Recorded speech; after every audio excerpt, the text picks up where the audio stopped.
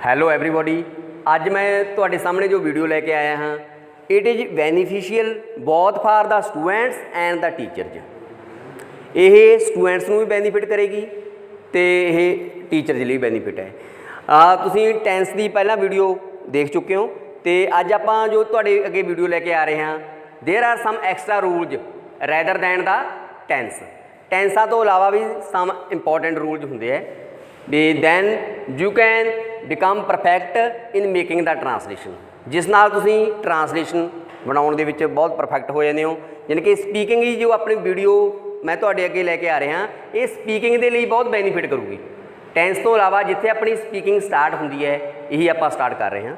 ਤੇ ਦੇਖੋ ਪਹਿਲਾ ਰੂਲ ਹੈ, ਆਪਾਂ ਆਮ ਬੋਲਦੇ ਹਾਂ ਜਦੋਂ when at the end of the sentence there occurs ਪੈਂਦਾ ਹੈ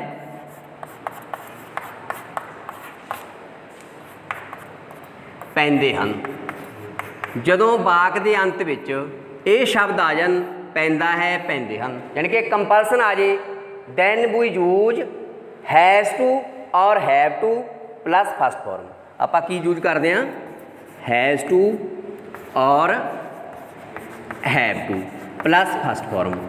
ਐਗਜ਼ਾਮਪਲ ਇੱਕ ਇੱਕ ਤਾਂ ਨਾਲ ਦੇ ਰਿਹਾ, ਇਸ ਤੋਂ ਬਾਅਦ ਮੈਂ ਜਿਹੜੇ ਸਾਰੇ ਰੂਲ ਐਕਸਪਲੇਨ ਕਰੂੰਗਾ, ਇਹਦੀ ਮੈਂ ਅਲੱਗ-ਅਲੱਗ ਐਗਜ਼ਾਮਪਲਾਂ ਤੁਹਾਡੇ ਅੱਗੇ ਲੈ ਕੇ ਆਊਂਗਾ। ਇਹ ਕਹਿੰਦੇ ਪ੍ਰੈਕਟਿਸ ਮੇਕਸ ਦਾ ਮੈਨ ਪਰਫੈਕਟ। ਜਿਸ ਤਰ੍ਹਾਂ ਕਹਿੰਦੇ ਆ ਪ੍ਰੈਕਟਿਸ ਕਰਨਾ ਹੀ ਕੋਈ ਆਦਮੀ ਪਰਫੈਕਟ ਬਣਦਾ ਹੈ, ਉਸ ਤਰੀਕੇ ਨਾਲ ਆਪਾਂ ਇਸ ਮਕਸਦ ਦੇ ਨਾਲ ਆਪਾਂ ਲੈ ਕੇ ਆਏ ਹਾਂ। ਜਿਵੇਂ ਆਪਾਂ ਕਹਿ ਦਈਏ ਮੈਨੂੰ ਇੱਥੇ ਆਉਣਾ ਪੈਂਦਾ ਹੈ, ਤੁਹਾਡੇ ਕੋਲ ਆ ਗਿਆ ਇੱਥੇ ਮੈਨੂੰ ਇੱਥੇ ਆਉਣਾ ਪੈਂਦਾ ਹੈ। ਦੇਖੋ ਕੰਪਲਸਨ ਆ ਗਈ, ਪੈਂਦਾ ਹੈ ਆ ਗਿਆ, ਵੀ use has to or have to. ਇਹ ਤੁਹਾਨੂੰ ਸਾਰਿਆਂ ਨੂੰ ਪਤਾ ਹੈ, ਆਈ ਨਾ ਹੈਵ ਲੱਗਦਾ ਹੈ, I have to come here. Understand? I have to come hair.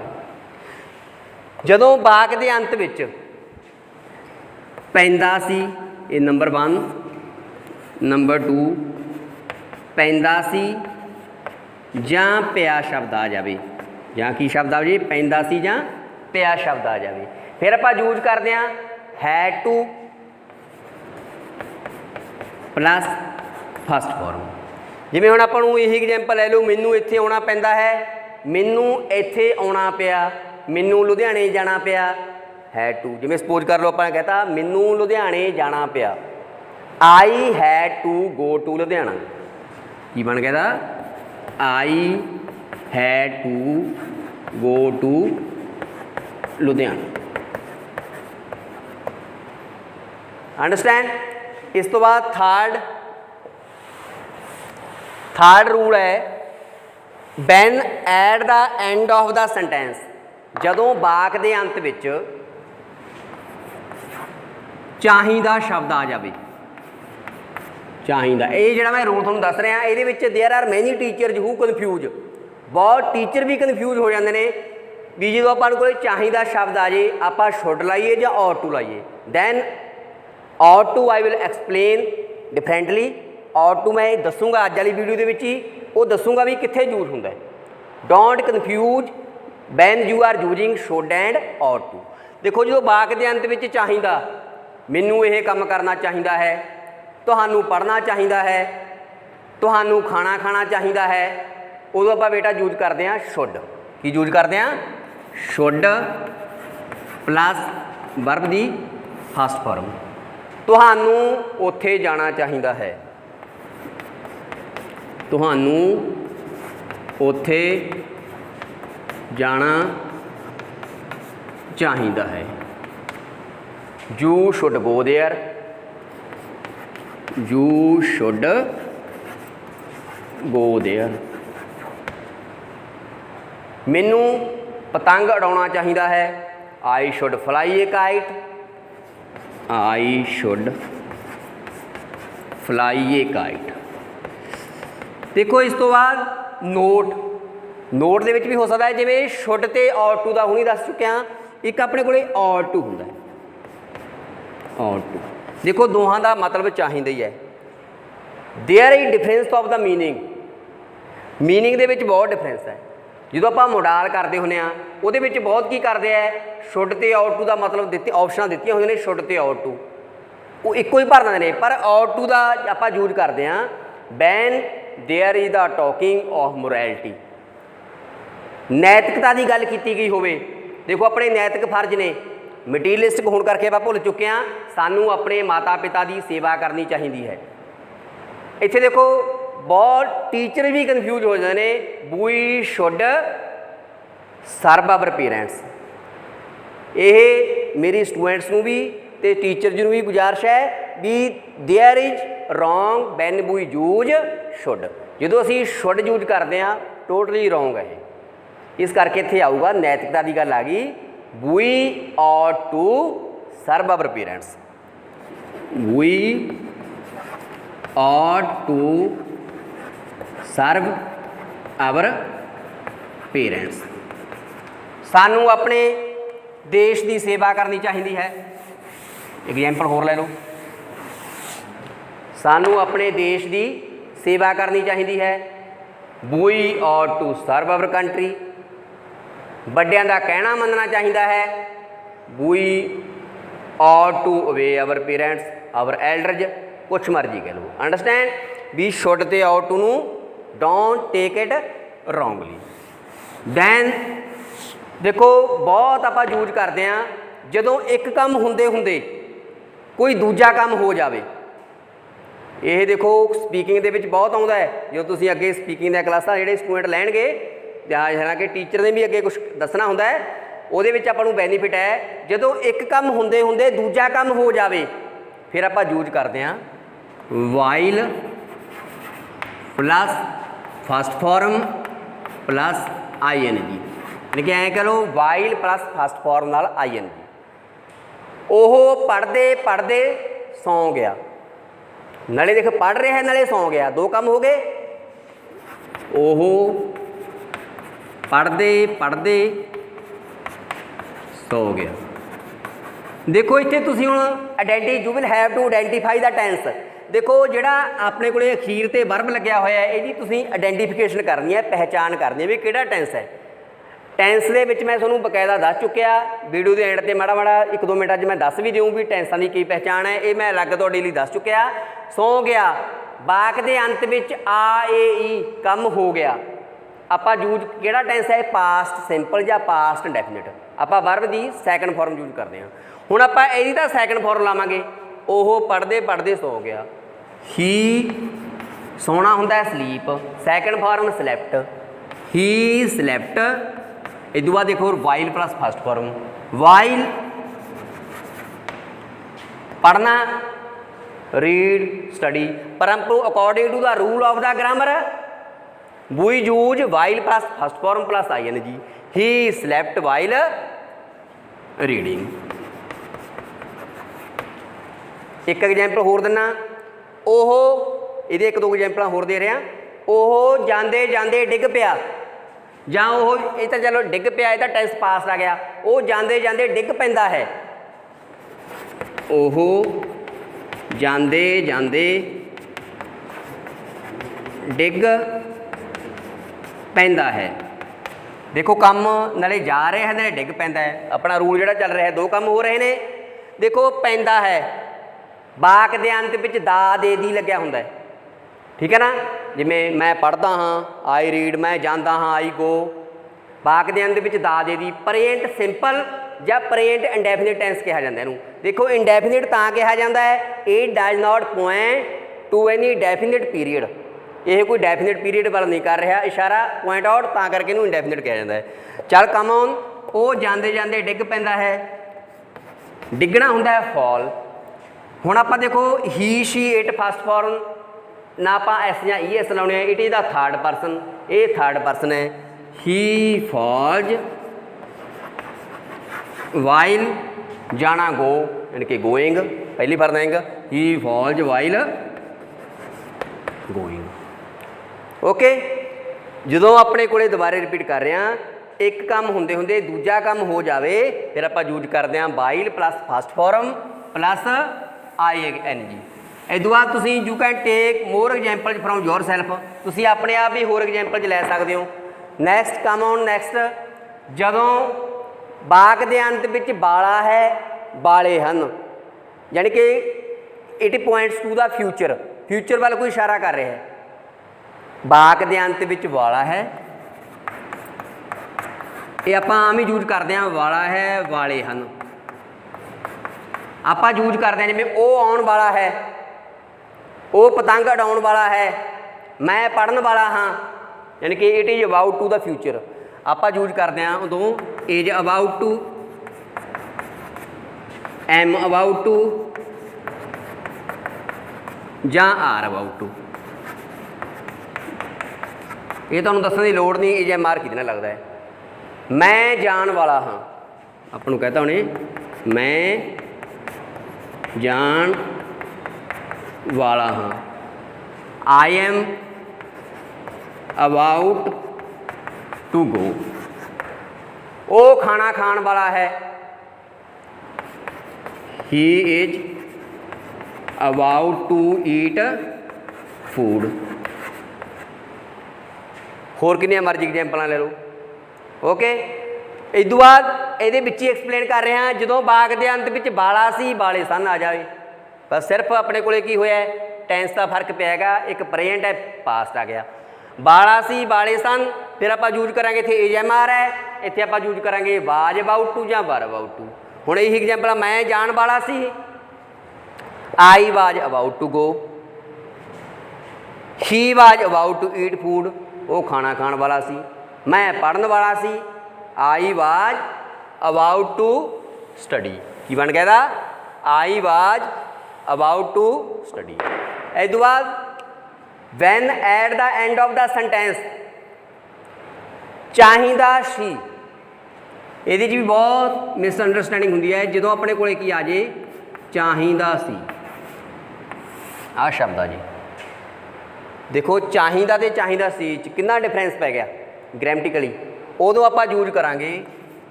Should have plus verb the third form. सारे एग्जाम्पल सिंपल ले रहे हैं। If you have the basic knowledge of any grammar you can become perfect. देखो चाहे तुसी grammar English का ले लो, चाहे पंजाबी का ले लो, चाहे हिंदी का ले लो, किसी का भी ग्रामर ले लो, जे तुसी वो परफेक्ट हो यू कैन डू एनीथिंग। तुहानू उत्थे जाना चाहिदा सी, जिहो जिहा तुहानू उत्थे जाना चाहिदा है, फिर तो शुड आपां पहलां कर चुके। तुहानू उत्थे जाना चाहिदा सी, शुड है plus third form, you should have gone there, gone. Okay, जदों अपने कोले वाक दे अंत विच जरूर चाहिदा शब्द आ जाए, की आ जाए जरूर चाहिदा, उदों आप यूज करते हैं मस्ट।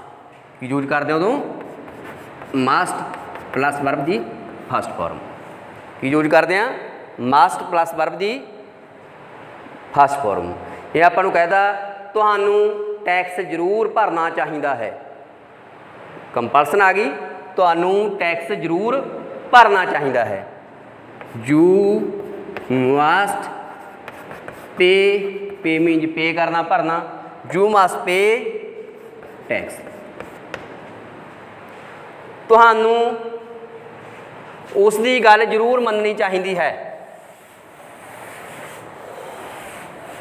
तुहानू उसकी गल जरूर मननी चाहिए है, तुहानू उसकी गल जरूर मननी चाहिए है, यू मस्ट मनना means admit, you must admit his matter, matter है टॉकिंग भी लिख सकते हो, it is dependent on George, you must admit his matter या you must admit his talking. Okay, जदों अपने कोले वाक दे अंत विच जरूर चाहिदा सी, जरूर चाहिदा सी शब्द आ जाए, फिर आपां लाउने आ ought to plus have verb the third form.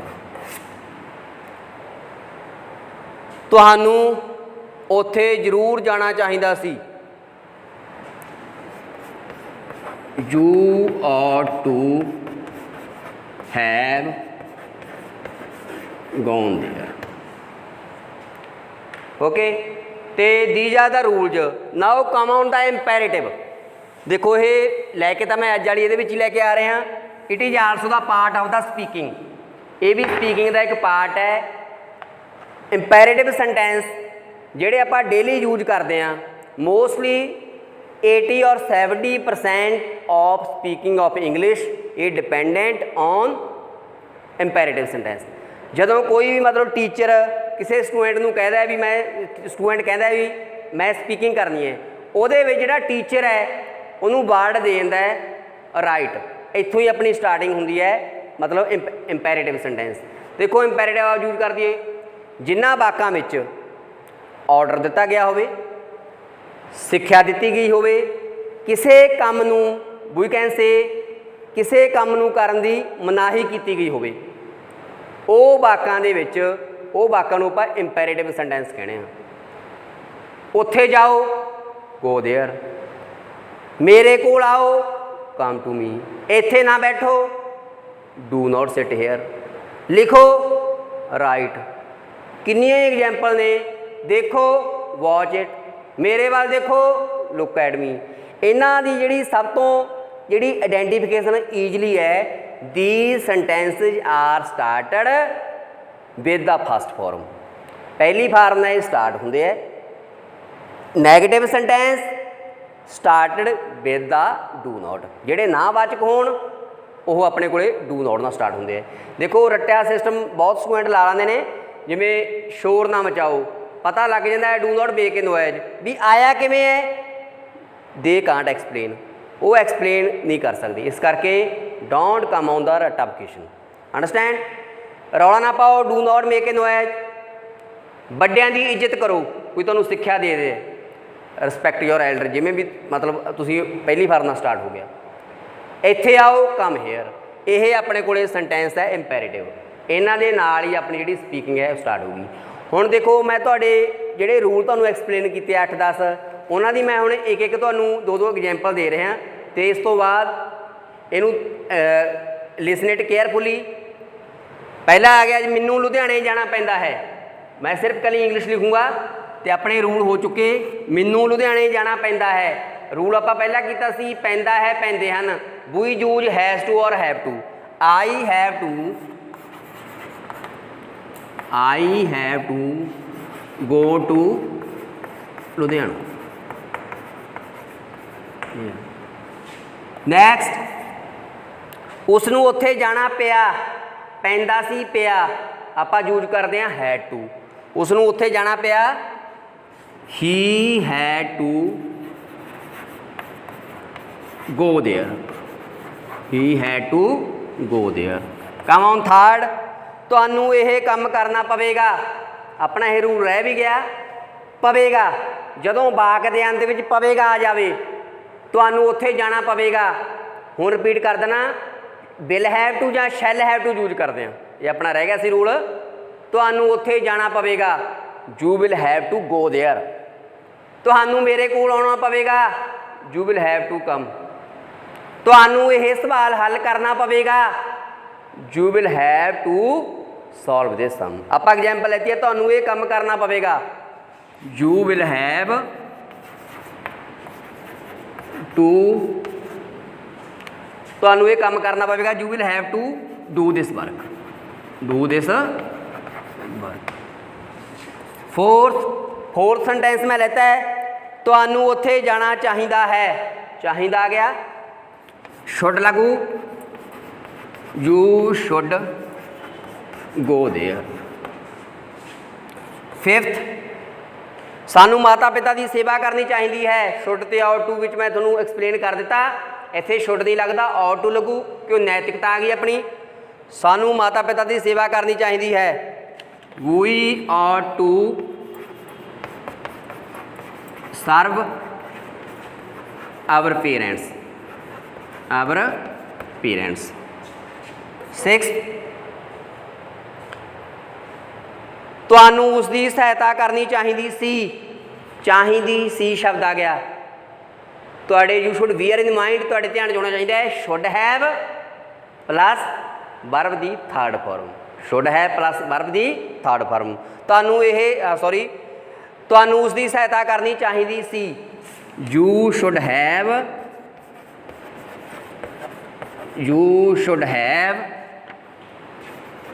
Helped him you should have helped him.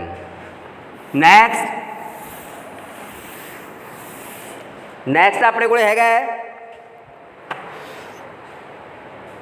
ओह आउण वाला है ये यानी कि अपने को फ्यूचर की गल कर रहा है दिस इज कलर्ड फ्यूचर तुहाडे ध्यान च लिया इनू आपां कलर्ड फ्यूचर कहने थोड़ी नॉलेज दसा I shall go to Barnala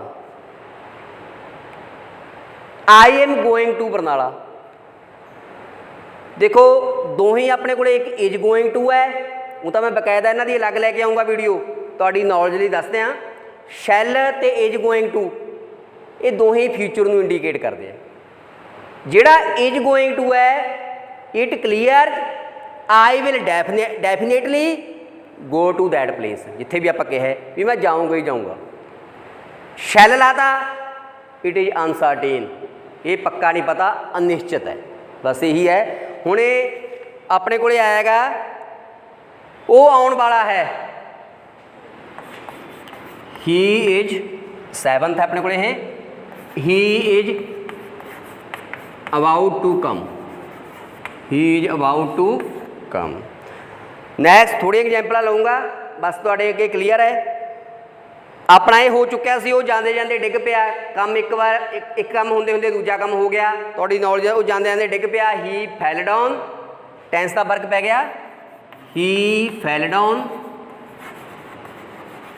while going पहला मैं लेता सी वो जाते जाते डिग पैंदा है टेंस अपने को है ये पास्ट है वो पहला वाला पैंदा है प्रेजेंट है ये तुसी आइडेंटिफाई करना है बाकी रूल यही है वाइल ते पहली फरना इंग लाने ये भी हो गया वो पढ़ते पढ़ते सौ जाता है ही स्लीप्स वाइल रीडिंग और इस बाद चले जाओ गो कृपा करके इत्थे आओ जो आप कृपा करके कहता प्लीज कृपा करके इत्थे आओ प्लीज कम हेयर इत्थे ना बैठो डू नॉट सिट हेयर इत्थे आओ कम हेयर देखो जो अज आप वीडियो तुहाडे अगे लैके आए हैं some extra rules some we can say some important rules of making translation टेंसां तो इलावा जिहड़े अपने रूल्स हुंदे है वो मैं तुहाडे अगे लैके आया तो इट इज़ बहुत beneficial for the teachers and the students if you are attached first time in my channel please share subscribe like and comment my channel okay thank you very much for joining me okay thank you very much